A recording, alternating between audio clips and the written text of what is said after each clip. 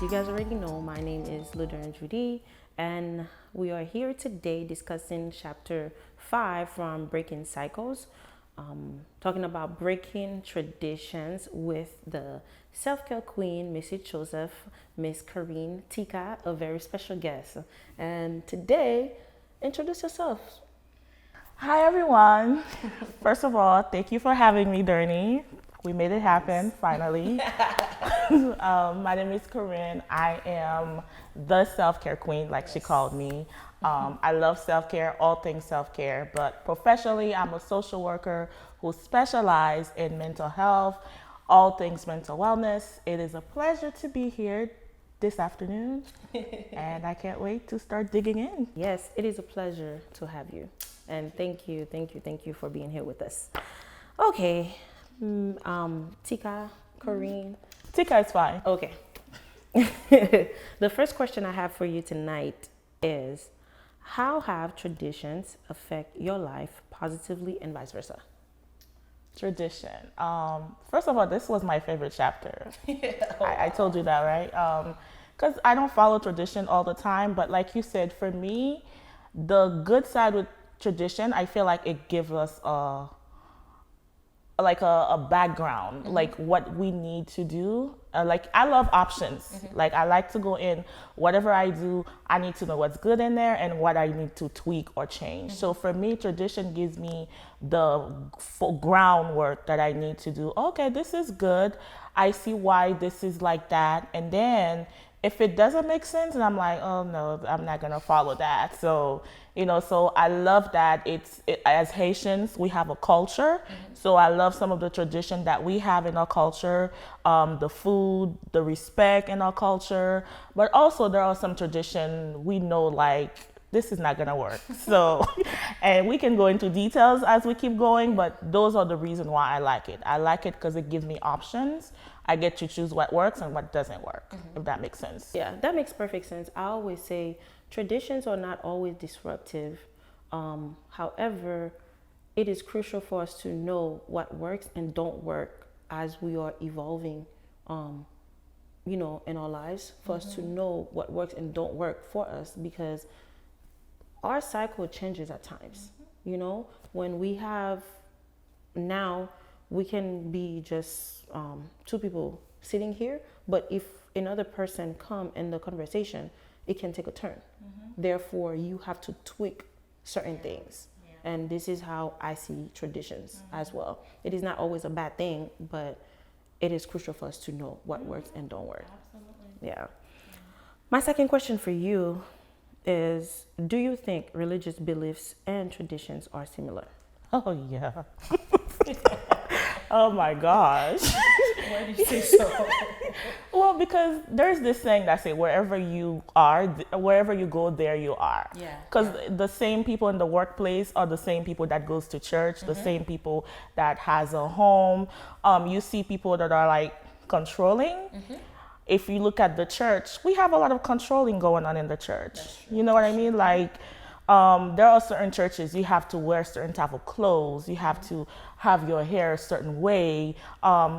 You can't even think for yourself. Everything you got to go through the pastor to get approval, just for my own life. You know what I mean? And I feel like a lot of the time tradition in the church crippled us from being great. I grew up Baptist, so Baptist people, we're very structured. Like, church starts at 8, 10, we're done. Church of Christ, you don't know when you're getting out. Yeah. So, and I looked at, when I was looking deeper as I got older, a lot of people, you see the more educated people, they tend to go to certain type of churches. And I'm not saying people are not educated, but there are a different side you see in certain type of churches. So I feel like when it comes to the way we carried ourselves, people say things just for no reason. Where is this in the Bible? Like, you can't wear pants, or it's just so much going on. Like, for being married out of wedlock, you gotta, there's this disconnect with the youth sometimes, with the older people. And it's because we have to learn to bridge the gap. There's a gap because they were born in this age. You were born in Haiti. You grew up in Haiti. There's a lot of different things that people bring in from the outside that has nothing to do with the church or the Word of God. So I definitely believe that, wherever you go, there you are. That is so true. Which is, I believe, doctrine. Every church have certain doctrine where, like you were saying, they believe in certain things. I can go to my church where they don't have a problem with me having my hair braided, where I can visit another church where they don't believe in that.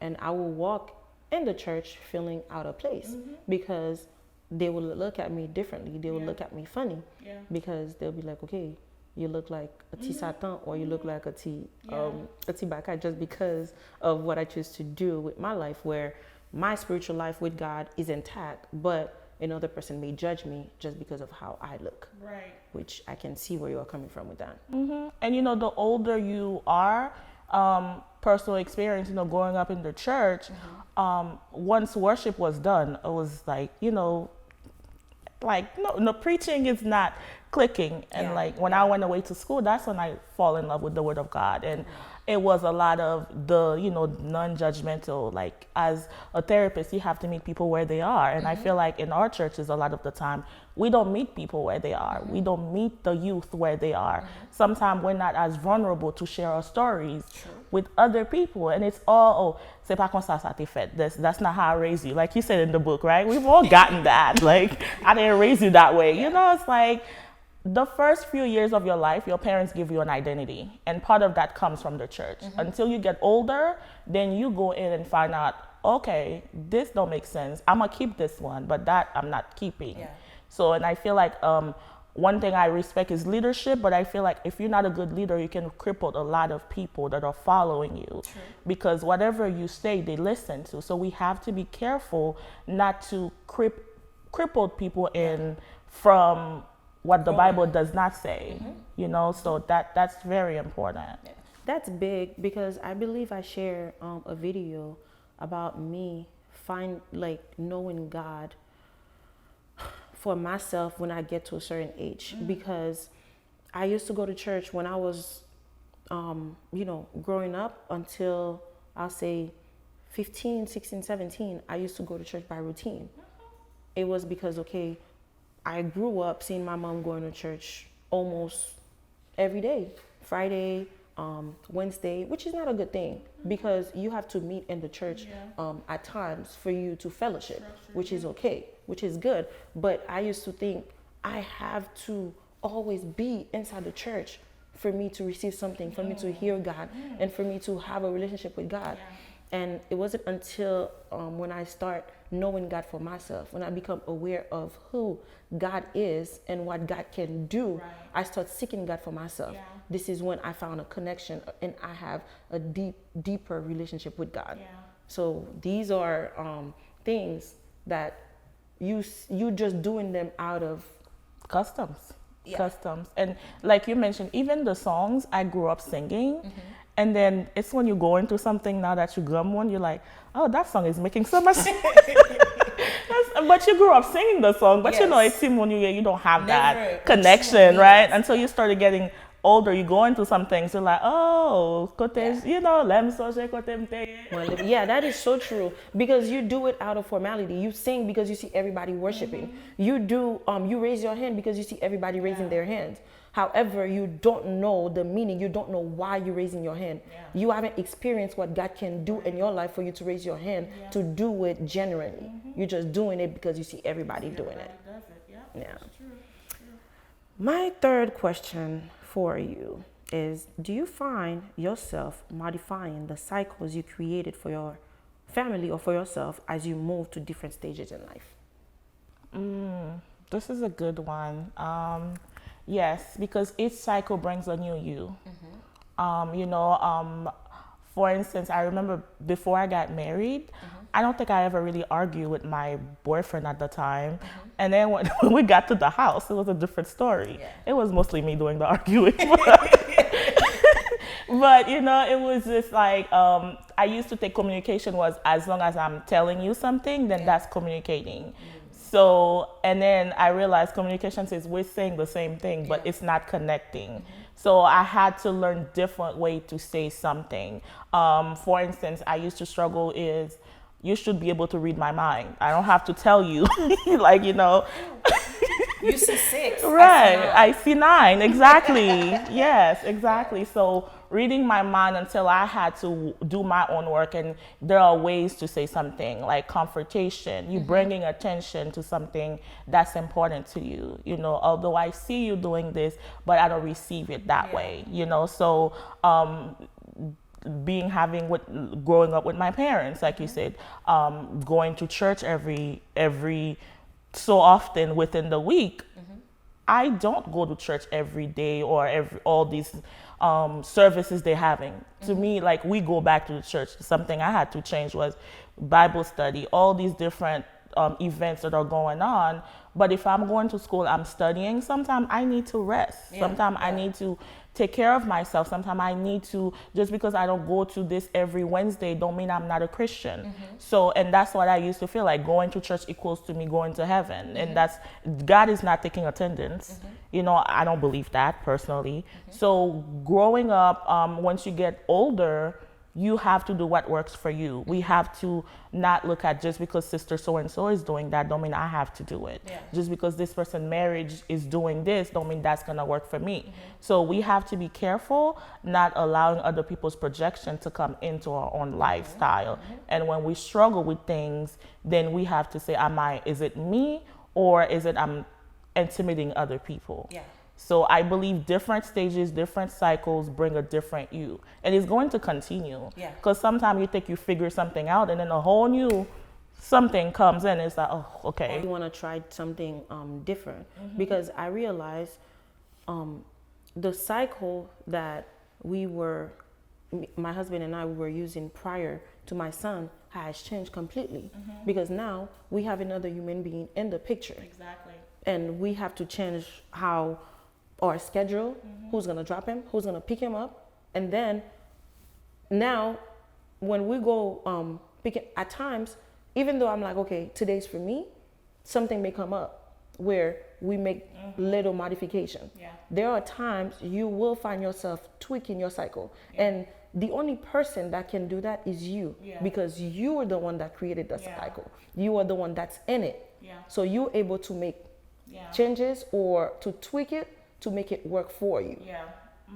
This is a good one, because now I'm thinking of roles, and, growing up, oh, you're a woman, you're not supposed to do that. You're a man, you're not supposed to do that. You know what I mean?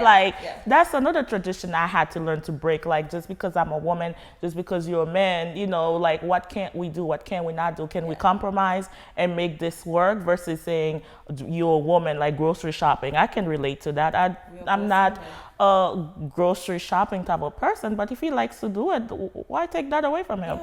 I agree. You saying that just bring up something in my head, because I see a lot of, it's just something in our community where now men and women, we just compete instead of coming together as one and just collaborate. Unfortunately at times it's like, okay, you do this, well, I'm a queen, I'm not supposed to do this. And you're like, okay, I'm a queen, he's a king too. He has importance as well, just like I do. If I'm a queen, he's a king. Therefore, I have to value him as a king. And he will value me as a queen. Right. That's so powerful, because it's so true. Like, you are a reflection of your spouse, you are a reflection of your parents. You know what I mean? So when people see you, they see Zay, they see Rick, they see the worshiper. So we have different titles as we go along. So, and even having to work with different women, a lot of the time a lot of them don't go higher, is the lack of support. You know what I mean? Whereas if I'm doing well, the whole family is doing well. It's not about, oh, let me do this and you do your own thing over there, and you're supposed to be a team. Just you. So, right, all because of tradition. A woman is not supposed to do that. A man is not supposed to do that. And meanwhile, God is looking like, I want more for you. I used to feel bad Tika, that's me being honest. I used to feel really bad when I see myself not doing as much as I used to do back in the church. Because I used to dance, I used to be in the choir, I used to be in every ministry. That used to be me. Because I am an active person. However, after I got married and I have kids, I see myself like, pulling away from certain ministry. And I used to feel bad. I'm like, oh my God bless me with this. I should give more of my time. But then I had that time where I was crying in my closet praying. And it's like God spoke to my heart saying, I trust you with bigger ministry. Your family is your first ministry now. So therefore, you need to have time. Everything else, there's going to be other people to fill those roles. But your son will only have one mother. Your husband will only have one wife. Nobody can, unless if I die, if you choose to remarry. You get what I'm saying? No, that's us being like... Just kidding. That's us being honest. But therefore, like, these roles, they will be filled by other people.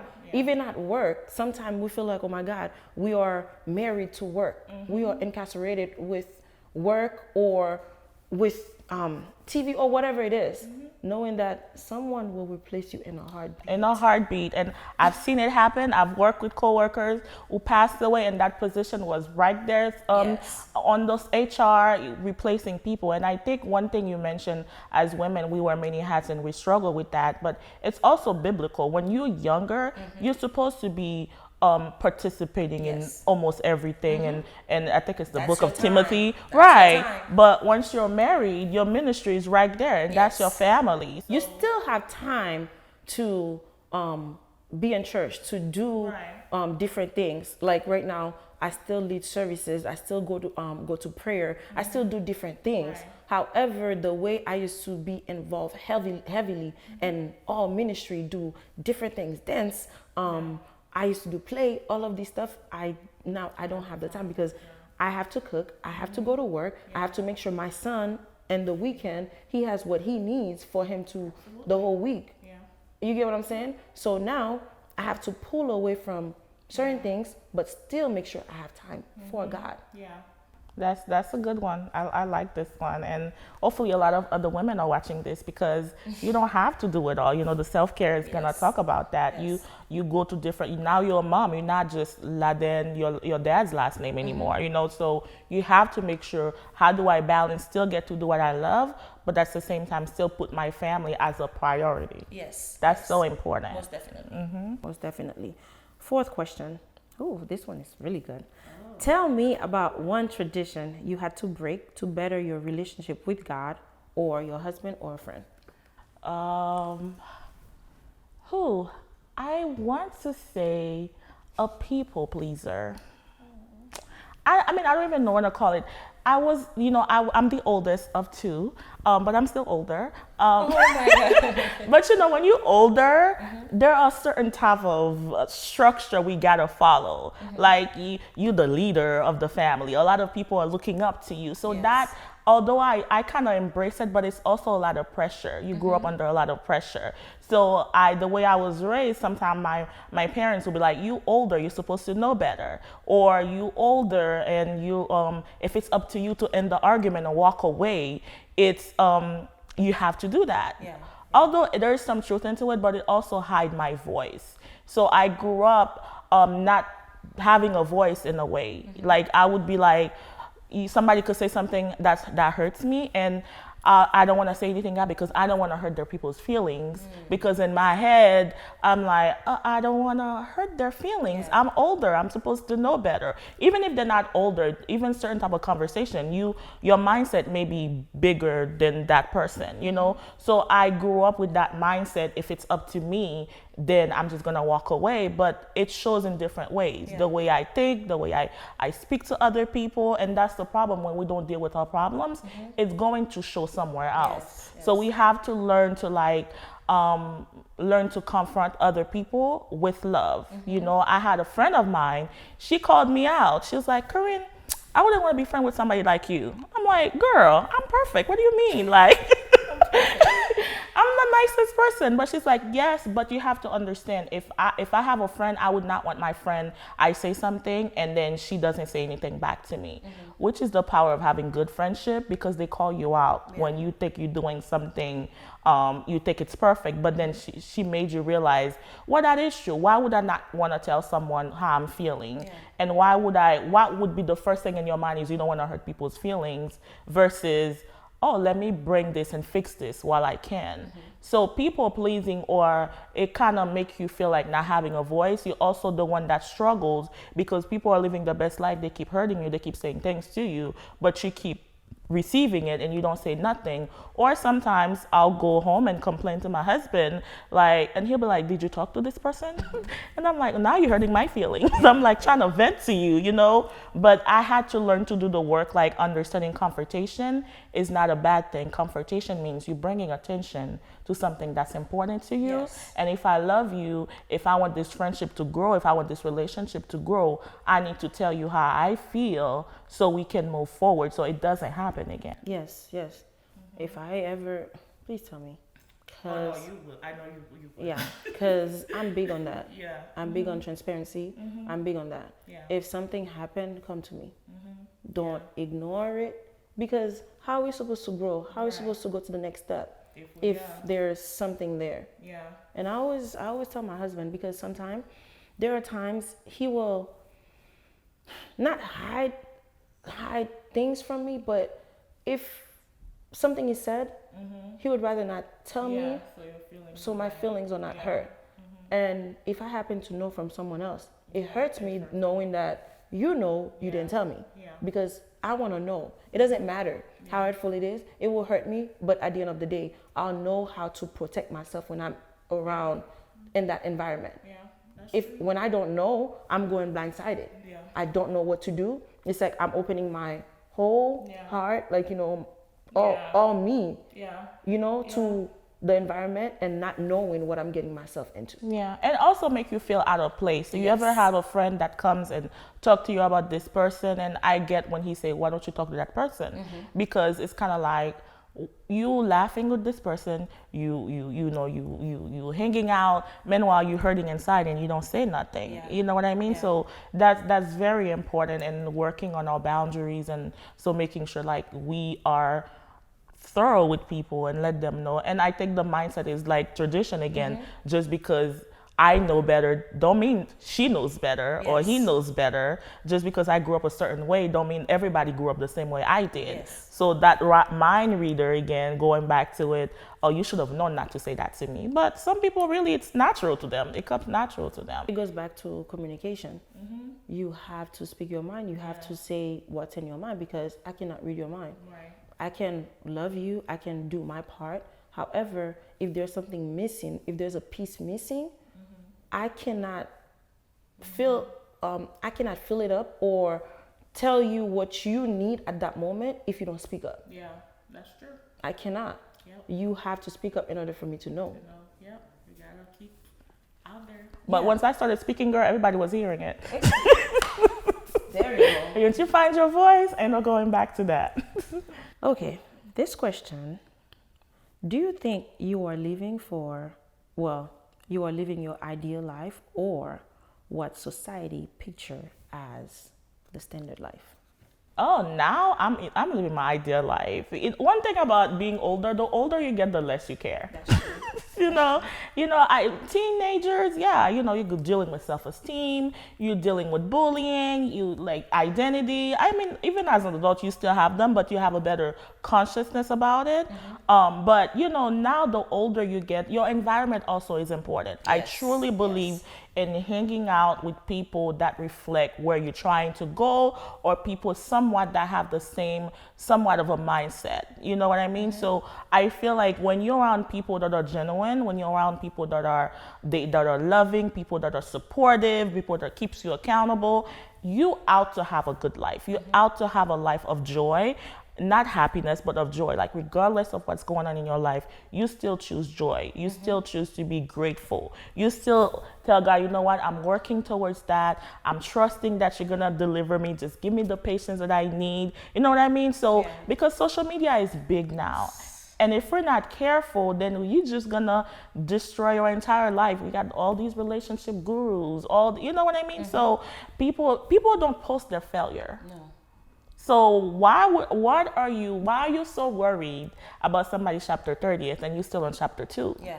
You know what I mean? So that's deep. So for me, I'm very careful with what am I doing in this season of my life, what's working in this season of my life, what do I need to tweak in this season of my life, what do I need to get rid of this season of my life. But it all comes down to my environment. Yes. I'm intentional about creating that peace, creating that love, creating that growth, so I can be happy, I can be fulfilled regardless of what's going on. So I'm definitely living my best life. You know, one thing that used to hurt me a lot, growing up in church, I used to see it a lot where they would force two young, I'll say kids, because they don't know any better. Right. Yes, they commit a mistake of, a sin of having sex before marriage, because we have to be honest, it's a sin. It's in the Bible, It's when they are forced to get married at such young age and for them to figure life out. Yeah. And these people, it's like, you see a lot of them, some of them, they make it, but a lot of them don't make it. And you are seeing this now, their lives is just destroyed by someone that forced them to do it, and they have no voice to say no. Right. They have to do it because you have some parents that's protecting their roles in church, and now the kid that they have, now it's also a problem for them, because now they have two parents that can stand each other because they were forced to do something. This used to break my heart, and it's something I'm like, it's a taboo subject. We barely talk about it in our community. And it's a huge tradition, and being on the other side of counseling women that have gone through that, it's really sad. Even, when we've all known somebody that have done it, like you said, it's still against God's law, but getting married is don't make the way to fix right. And God is also a God of love. I think the problem is we compare sin so many times. Like, some of sins are like, you can expose it, everybody can see it. Meanwhile, some people are beating their wives right there in the parking lot of the church, and they're out here leading service like nothing just happened. True. So how is that any different than a young person that committed of whatever they did? But this is the time of their lives where they need support, they need love. You need to be able to look at these young men and young women and say, you know what, your life is not over. Now you have something to look forward to. If you want to get married, you can, but let's get you together first. I feel like this is my personal opinion. I feel like when that happened, a conversation needs to happen. Because sometimes they do it is because they're trying to find love from other people.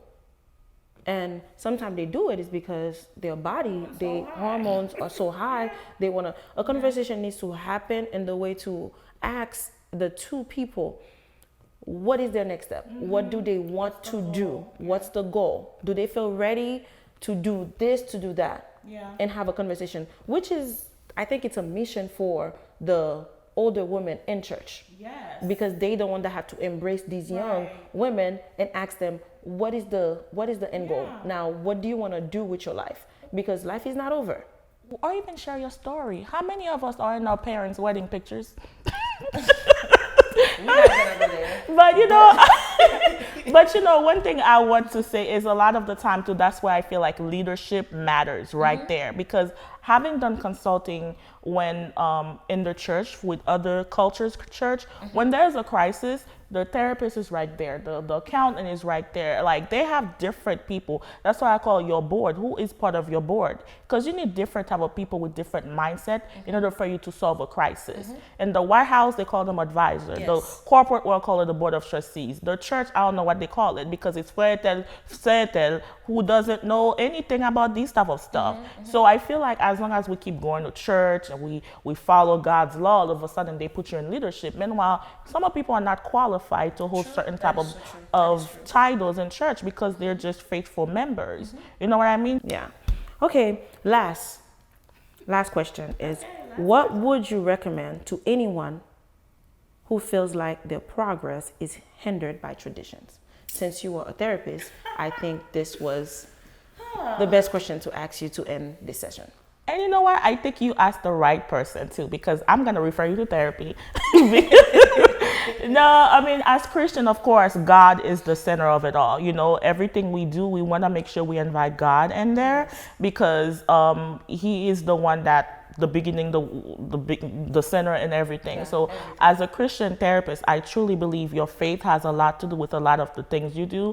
Personally, for me, everything I do, I make sure I invite God in there. The number two things is you have to work on you, because that's why you know me, I don't give relationship advice for that reason. It's too many experts out there that doesn't know what they're saying. Honestly, I'm just being honest, but but it's just, you know, you got a bunch of people talking and I'm like, what?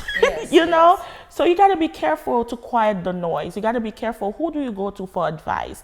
Does this person reflect where I'm trying to go, or have they gone through what I'm going through? So being able to create that environment for yourself, that supportive environment for you to break certain type of tradition, you need people with you. Any visionary, any people that have broken tradition, who are breaking tradition, they have a few people with them that's supporting them.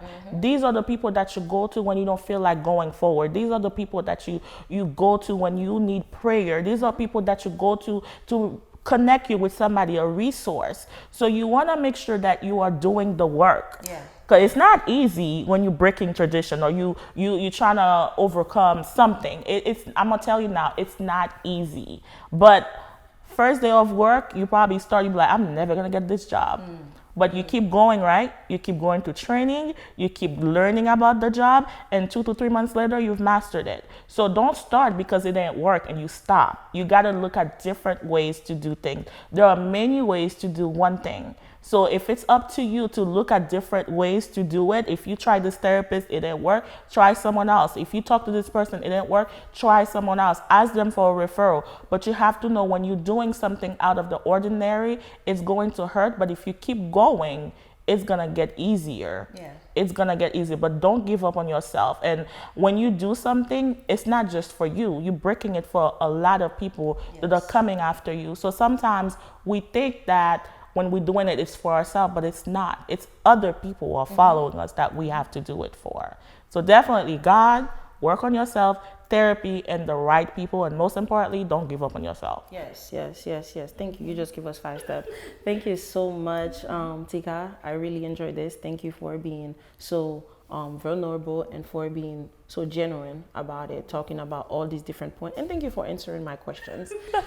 One thing I want to say, Dernie, I love your platform. I love what you're doing, girl. Like, I love how you're giving a voice to the voiceless. And I know you're doing it afraid every day. But keep doing it, because part of having a dream, you have to create the vision and put it through. And I love that you're doing that. So I want to encourage you today, keep doing what you're doing. Keep seeking what you, and it just flows. So Ladernesmind, I love your mind. It's great. That was the way you put it. Okay, I see you, writer. Thank you so much for coming out today and talking about breaking traditions. I'm pretty sure a lot of the young people, even older ones, they will take, there's something for them to take away from that. And I thank God for blessing us, for using our voice and using our mouth to get this out there for others that may need it, and also too for us when we go back and listen to it, because we'll need it as exactly. We're talking mainly for ourselves. So we have kids that's coming.